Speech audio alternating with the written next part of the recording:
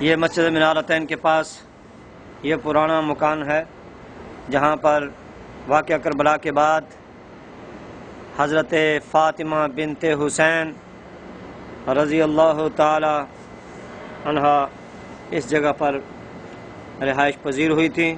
یہ ان کا پرانا مکان ہے اور یہ بھی ممکن ہے کہ اسی زمانے کا ہو یا بعد میں اس کی کچھ ترمیم کر دی گئی ہو۔ بہرحال اس سے اہل بیت کرام کی سادگی اور دنیا سے بے رغبتی کا اظہار ہو رہا ہے کہ اللہ تعالیٰ نے ان کو اتنی شانیں دی تھیں، اس کے باوجود انہوں نے دنیا کو اختیار نہیں کیا، اپنے نانا جان رسول پاک صلی اللہ علیہ وسلم کی سنت پر عمل کرتے ہوئے سادگی کو اپنایا ہے، اور جو کچھ ان کے پاس آتا تھا سب کچھ اللہ کے راستے میں قربان کر دیتے تھے، دوسروں کو کھلا دیتے تھے۔ سبحان اللہ۔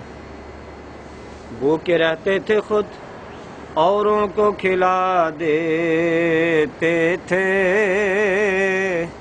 بھوکے رہتے تھے خود اوروں کو کھلا دیتے تھے، کتنے صابر تھے محمد کے گھرانے والے۔ اللہ نے ان کی شان میں قرآن کی آیتیں نازل کی ہیں۔ سبحان اللہ۔ وَيُطْعِمُونَ الطَّعَامَ عَلَى حُبِّهِ مِسْكِينًا وَيَتِيمًا وَأَسِيرًا۔ سبحان اللہ۔ وہ اللہ کی محبت میں مسکینوں کو، یتیموں کو اور قیدیوں کو کھلاتے ہیں اور کہتے ہیں انما نطعمکم لوجہ اللہ لا نرید منکم جزاء ولا شکورا، کہ ہم تمہیں اللہ کے لیے کھلاتے ہیں اور ہم تم سے اس کی جزا اور شکر طلب نہیں کرتے۔ یہ کنواں ہے جہاں سے اہل بیت کرام پانی لیا کرتے تھے، یہ ہو سکتا ہے اسی حالت میں ہو۔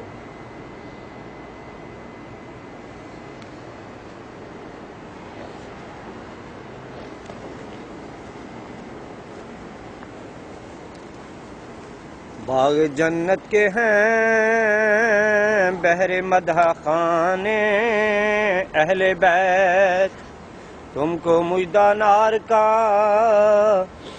اے دشمنان اہل بیت۔ خدائے پاک کرتا ہے ان کی پاکی کا بیان، آیا اے تطہیر سے ظاہر ہے شان اہل بیت۔ بے اجازت جن کے گھر جبریل بھی آتے نہیں،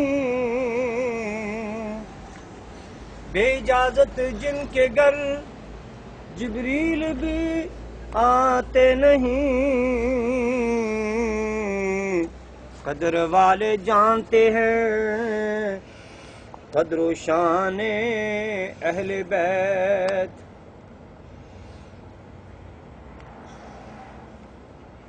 گستاخ اور بے ادب فرقے کو سنا دو اے حسن،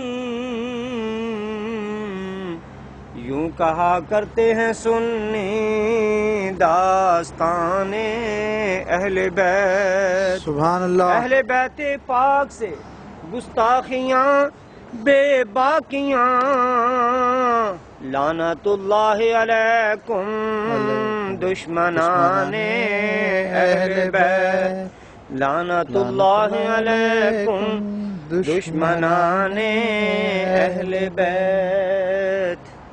تیری نسل پاک میں ہے بچہ بچہ نور کا، تو ہے عین نور تیرا سب گھرانہ نور کا۔ ہم اہل سنت والجماعت صرف 12 اماموں کو نہیں کہ صرف حضور کی اولاد میں سے صرف 12 ہی پاک ہوئے یا 5 تن پاک نہیں، ہمارا تو عقیدہ یہ ہے کہ حضور صلی اللہ علیہ وسلم کی ساری نسل پاک ہے، سبحان اللہ۔ اور حضور کے آل کا ہر بچہ ہمارا امام ہے۔ سبحان اللہ۔ اور یہ کیا حضور صلی اللہ علیہ وسلم نے اپنے صحابہ کو پاک کیا، اپنے اہل بیت کرام کو پاک کیا بلکہ اپنی تمام امت کو حضور کی تو صفت ہی قرآن میں یہ ہے کہ وہ پاک کرنے والے ہیں، ظاہر و باطن کو چمکا دیتے ہیں۔ سبحان اللہ۔ چمک تجھ سے پاتے ہیں سب پانے والے، میرا دل بھی چمکا دے چمکانے والے۔ یہ پرانا کنواں جس سے اہل بیت کرام پانی لیتے ہوں گے، ان کے مقدر اور ان کی شان پر قربان جائیں۔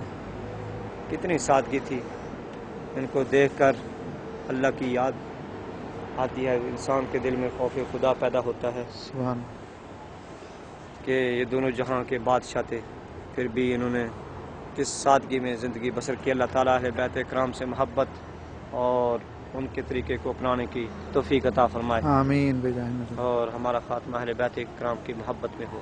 آمین۔ بھائی شیخ سعدی رحمۃ اللہ علیہ فرماتے ہیں، خدایا بحق بنی فاطمہ کہ برقول ایمان کنی خاتمہ، الہی میں تمہیں آل رسول کا واسطہ دیتا ہوں، ہمارا خاتمہ ایمان پر کر دینا۔ آمین بجائے گردا و تمرد کنی ور قبول، منو دست و دامان آل رسول، الہی تو میری دعا قبول کر لے یا رد کر لے، میں آل رسول کا دامن کبھی نہیں چھوڑوں گا۔